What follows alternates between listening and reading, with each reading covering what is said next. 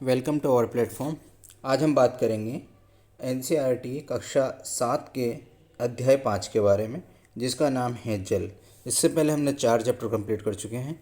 यदि आपने उन चैप्टर्स को अभी तक पढ़ा नहीं है या उनके नोट्स आपको प्राप्त नहीं हुए हैं तो आप प्लेलिस्ट में जाके देख सकते हैं। साथ में नोट्स जो फ्री में आपको चाहिए वो नोट्स हमारे व्हाट्सएप ग्रुप से या टेलीग्राम चैनल से आप डाउनलोड करके उनको पढ़ सकते हैं।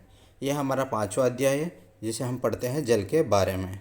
जल से क्या है, आपको ये बताते चलें हम कि जो सीटेट का पूरा कोर्स है हम इस यूट्यूब चैनल पर करवाएंगे और वो आपके लिए बिल्कुल फ्री होगा।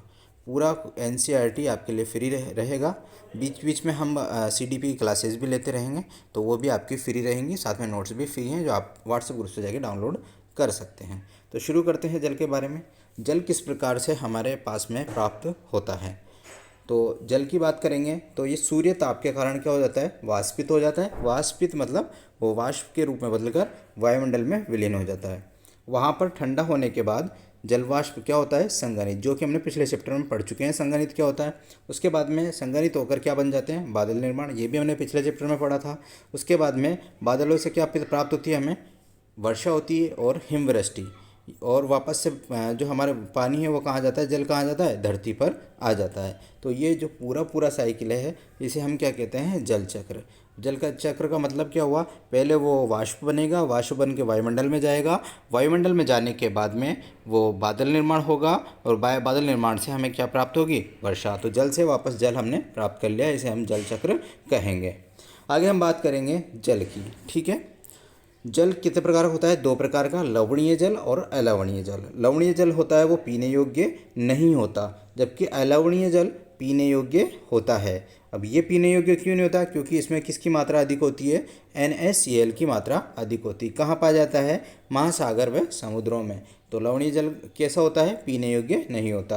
अलवणीय जल की बात करें तो नदी, ताल, सोते, हिमनद इनसे प्राप्त किया जाता है और ये पीने योग्य होता है।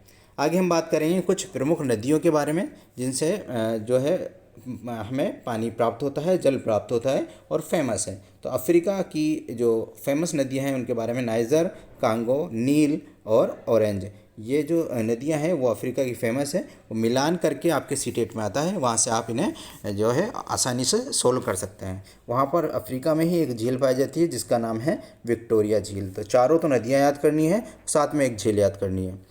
आगे हम बात करेंगे दक्षिणी अमेरिका में कौन सी नदी प्रसिद्ध है, वह है अमेजन नदी। उत्तरी अमेरिका की मिसिसिपी नदी प्रसिद्ध है। इसके अलावा झील वहाँ की प्रसिद्ध है, कौन कौन सी, विनिपेग झील, सुपीरियर झील, ग्रेट बैरियर झील और ग्रेट स्लेव झील। ये सारी चार आपके पास में झीलें हैं। इन चारों झीलों के नाम भी आपको याद करने हैं। ऑस्ट्रेलिया की कौन सी नदी फेमस है, डार्लिंग नदी फेमस है। तो ये जो सारी की सारी मैंने नदियाँ बताई है इंपॉर्टेंट है और ये डायरेक्ट मिलाने में आपके मिलाप वाले जो क्वेश्चन आते हैं उनमें पूछे जाते हैं।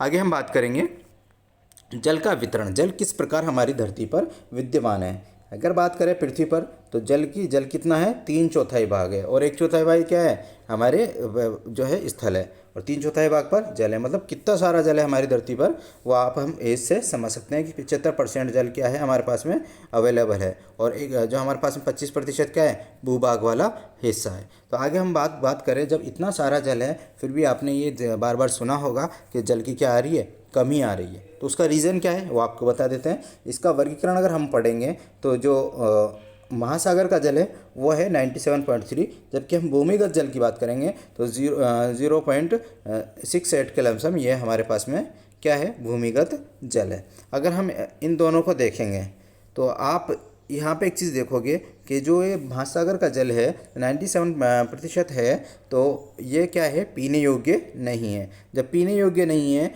और पीने योग्य सिर्फ इतना सा है तो ऑब्वियस सी बात है क्या हो जाएगी, पानी की किल्लत हो जाएगी और पानी की कमी हो जाएगी। तो इससे क्या समझ में आया, समुद्री पानी जो नमकीन पानी होता है जिसमें नमक की मात्रा अधिक होती है वो पीने योग्य नहीं होता लवणता की वजह से। अब लवणता क्या होती है, 1000 ग्राम जल में मौजूद नमक की मात्रा, 1000 ग्राम में, कितने ग्राम में, 1000 ग्राम में किसकी मात्रा, नमक की मात्रा। ओके, आगे हम बात करेंगे महासागरों की औसत लवणता कितनी है, 35 भाग प्रति 1000 ग्राम। कितनी है? 35 भाग प्रति 1000 ग्राम। अगर हम इजराइल में जो मृत सागर कहाँ स्थित है? इजराइल में। और मृत सागर की बात करें तो यहाँ की जो है सघनता है, जो उसकी लवणता है वो कितनी है? 340 ग्राम प्रति लीटर। और इतनी सारी होने के बाद में यहाँ हमने औसत की किसकी बात करी है? 35 की, जबकि मृत सागर कितनी है? 340। यहाँ पर जो तैराक होते हैं वो आराम से क्या कर सकते हैं? तैर सकते हैं। किसमें? मृत सागर में। क्यों? क्योंकि पानी वहाँ का भारी होता है और इंसान वहाँ के उसके लिए क्या हो गया? हल्का। इसलिए वो क्या कर सकता है? तैराक प्लव कर सकता है, मतलब तैर सकता है। किसके कारण? सघनता के कारण। सघन क्यों होता है? क्योंकि वहाँ पे जो है लवणता कितनी है? लवणता 340 ग्राम प्रति लीटर है। आगे हम बात करेंगे महासागरीय परिसंचरण की। ठीक है, तो इसमें 3 प्रकार की क्या होती है? गतियाँ होती है। कौन कौन सी? किसमें? महासागरीय जल में। कौन कौन सी? तरंगे, ज्वार भाटा, धाराएं। इन तीनों की परिभाषाएं पढ़ेंगे और समझेंगे क्या क्या चीज़ें होती हैं। अगर हम तरंगों की बात करें तो तरंगे महासागरीय सतह पर जल का लगातार उठना व गिरना क्या कहलाता है? तरंगे। आपने देखा होगा पानी पहले ऊपर उठता है, वापस से नीचे पड़ जाता है, फिर उठता है, फिर पड़ जाता है। उठना और गिरना क्या कहलाता है? तरंगे कहलाता है। और यही उठना व गिरना किसकी वजह से होता है? भूकंप के कारण, ज्वालामुखी उद्गार के कारण, भूस्खलन की वजह से। पानी के अंदर क्या होता है? जो प्लेटें हैं वो आपस में भिड़ जाती हैं और उसकी वजह से क्या होता है? पानी का जो है गतियाँ वो चेंज होती है, वो तरंगे ऊंची ऊंची उठती है। इसके अलावा पवन, ये सारे रीज़न हैं किसके? तरंगों के। ठीक है, अब ये तरंगे 15 मीटर तक की ऊंचाई वाली विशाल तरंगे होती है। 15 मीटर कितनी ऊंचाई होती है? 15 मीटर तक। और अगर इतनी ऊंचाई की जो तरंगे हैं वो अगर हैं तो वो क्या कहलाएगा? सुनामी। और सुनामी कहाँ का वर्ड है? जापानी शब्द है, जिसका मतलब होता है पोताश्रय तरंगे। पोताश्रय तरंगे मतलब जो ये तरंगे हैं ये वहाँ पर जो जहाज जो है तैरते हैं उनको नुकसान पहुँचाते हैं, इसलिए पोताश्रय तरंगे भी कहते हैं किन्हें? सुनामी तरंगों को। ठीक है, आगे हम बात करेंगे अब तक के सबसे विशाल सुनामी 150 मीटर मापा गया है। कितना? 150 मीटर। सुनामी मतलब उसकी तरंगों की ऊंचाई कितनी मीटर ऊंची नापी गई है? 150 मीटर। 15 मीटर को ही हम सुनामी बोल देंगे, लेकिन यहाँ पर सबसे ऊंची कितनी है?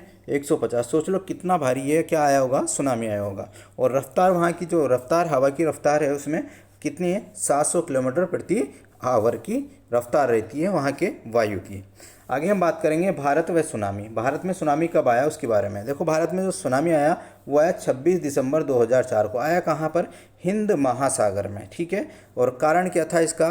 भूकंप था। ठीक है, मैंने पहले ही बता दिया कारण यही चीज़ें हैं। ठीक है ना, तो भूकंप था किसका? भारत में आए सुनामी का कारण, जो 26 दिसंबर 2004 को आया था। रिएक्टर स्केल पर उसका पैमाना कितना था? 9.0। रिएक्टर स्केल आपको पिछले चैप्टर में पढ़ा दिया क्या होता है। ठीक है ना, तो उस पर पैमाना कितना था? 9.0। और क्या हुआ था इसमें जब भूकंप आया तो भारतीय प्लेट बर्मा प्लेट के नीचे धंस गई थी, और जिसके कारण जो हवाएं कितनी स्पीड से चल रही थी? 800 किलोमीटर प्रति आवर की। ठीक है, आगे हम बात करेंगे ज्वार भाटा क्या होता है। हमने देख लिया तरंगे ऊपर उठती हैं वापस गिरती हैं। ठीक है ना, तो उठना तो क्या कहलाता है? तरंगों का ज्वार कहलाता है। जबकि हमने गिरना पढ़ा है तो गिरना क्या कहलाता है? भाटा कहलाता है। और इन दोनों के कारण क्या है? ज्वार भाटे के कारण क्या है? सूर्य व चंद्रमा का शक्तिशाली गुरुत्वाकर्षण बल। तो बात किसकी है? गुरुत्वाकर्षण बल। किसके द्वारा? सूर्य व चंद्रमा के द्वारा। ज्वार भाटा किसकी वजह से आता है? सूर्य व चंद्रमा का शक्तिशाली गुरुत्वाकर्षण बल के द्वारा। अब 2 तरह के ज्वार होते हैं, एक तो वृत्त होता है, एक लघु होता है। वृत्त ज्वार क्या होगा? देखो उसमें क्या होगा, जैसे हमारे पास में ये पृथ्वी है, इस पे इसके जो है सूर्य, चंद्रमा और पृथ्वी तीनों की तीनों एक ही सिद्ध में आ जाएंगे। अब आप यहाँ पे देख सकते हैं ये हमारे पास में पृथ्वी है, इसके यहाँ पे चंद्रमा है, इसके यहाँ पे सूरज है। अब इसका गुरुत्वाकर्षण बल, इसका गुरुत्वाकर्षण बल, दोनों के गुरुत्वाकर्षण बल एक साथ मिलकर किस पर इफेक्ट करते हैं? पृथ्वी पर इफेक्ट करते हैं, जिसकी वजह से जो ज्वार होता है वो क्या होता है? हाई होता है। हाई का मतलब वो जो बहुत बड़ा होता है, इसलिए हम उसे क्या बोलते हैं? वृत्त ज्वार। क्या हो गया? मतलब सूर्य का और चंद्रमा का एक साथ से क्या लग रहा है? गुरुत्वाकर्षण बल लग रहा है। कब होती है कंडीशन है? पूर्णिमा तथा अमावस्या को क्या है? तीनों के तीनों सूर्य, चंद्रमा और पृथ्वी क्या होते हैं? एक ही सिद्ध में होते हैं, और उसी समय हमें क्या देखने को मिलता है? वृत्त ज्वार देखने को मिलता है।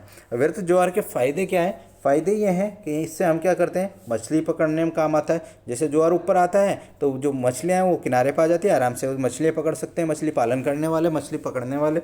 उसके बाद में बंदरगाह, जहाज़ बंदरगाह मीन्स क्या हुआ, जहाज़ अगर चल रहे हैं तो वो उसी दिशा में चल जाएंगे जिस दिशा में आपको तरंगे के हिसाब से उनको आसानी से जहाज़ को बाहर लाने में आसानी होगी। तो जहाज़ का बंदरगाह तक पहुँचने में हेल्प करते हैं वृत्त ज्वार। और इसके अलावा हम क्या विद्युत उत्पन्न भी कर सकते हैं। कैसे, अगर एक बार पानी आ गया वापस नीचे उतरेगा उस समय उससे हम क्या बना लेंगे, बिजली बना लेंगे। अगर ये कंसेप्ट आपको आता है, याद है कि पानी से बिजली कैसे बनती है, तो अच्छी बात है। नहीं आता है तो कमेंट करके बोल दीजिएगा, मैं आपको ये भी समझा दूंगा किस प्रकार से पानी से बिजली, जल से बिजली बनाई जाती है। अब बात करेंगे लघु ज्वर, जो कि क्या होता है, छोटा होता है। देखो, चांद अपने प्रथम और अंतिम, कौन से में, प्रथम और अंतिम चतुर्थांश में होता है तो चांद व सूर्य का गुरुत्वाकर्षण बल विपरीत दिशाओं में लगता है। अब क्या हो गया, वहाँ पे तो प्लस हुआ था, यहाँ पे क्या हो जाएगा, माइनस हो जाएगा। दिशाओं में महासागरीय जल पर पड़ता है तो निम्न ज्वार या लघु ज्वार उत्पन्न होता है। ठीक है ना, प्रथम और अंतिम चतुर्थांश की बात कर रहे हैं हम यहाँ पे। आगे हम बात करेंगे महासागरीय धाराएं। कौन कौन सी महासागरीय धाराएं, दो तरह की होती है। पहली है गर्म धाराएं, दूसरी है ठंडी धाराएं। अब इन दोनों में डिफरेंस क्या है वो एक ही जगह पढ़ लेते हैं हम।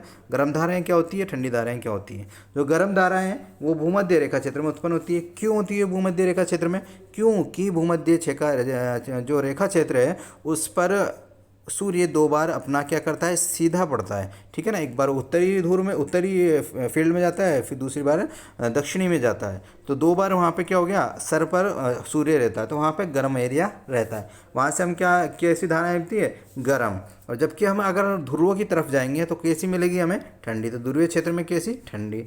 अब कहाँ से, भूमध्य सागर से कहाँ जब बहती है, ध्रुव की ओर, जबकि ये ध्रुवों से कहाँ आएगी, उष्ण कटिबंधीय या निम्न अक्षांशों की ओर प्रवाहित होती है। अगर हम इसकी बात करें गर्म की, गर्म धारा की, तो गर्म धारा की बात करने पर हमें पता चलेगा कि इसका एग्जाम्पल क्या है, गल्फ स्ट्रीम, जबकि इसका एग्जाम्पल क्या है, लेब्राडोर। ठीक है, अब आगे बात करते हैं हम, जिस स्थान पर गर्म व ठंडी धाराएं, कैसी, गर्म और ठंडी धाराएं मिलती हैं, वह स्थान विश्व भर में सर्वोत्तम मत्स्यन का क्षेत्र माना जाता है। मतलब मत्स्यन का मतलब क्या हुआ, मछली पालन का क्षेत्र माना जाता है। और ऐसे स्थान पर क्या रहता है, कोहरे का मौसम रहता है, कोहरे का मौसम रहता है। जहाँ पर गर्म धाराएं और ठंडी धाराएं दोनों एक साथ मिलती है, वहाँ पर कैसा मौसम रहता है, कोहरे का मौसम रहता है तथा मत्स्य पालन के लिए अच्छी रहती है। इस प्रकार यह आपका जो है चैप्टर कंप्लीट हो गया है। यदि आपको ये चैप्टर अच्छा लगा है तो आप चैनल को सब्सक्राइब कर सकते हैं। और नोट्स अगर यदि आपको चाहिए तो व्हाट्सएप ग्रुप से जाकर आप जो है इसके नोट्स ले सकते हैं। साथ में जो पुरानी जो PDF है वो भी आपको प्रोवाइड कर देंगे, आप मैसेज कर देना। आपकी जो लिंक है व्हाट्सएप की वो डिस्क्रिप्शन में है। धन्यवाद।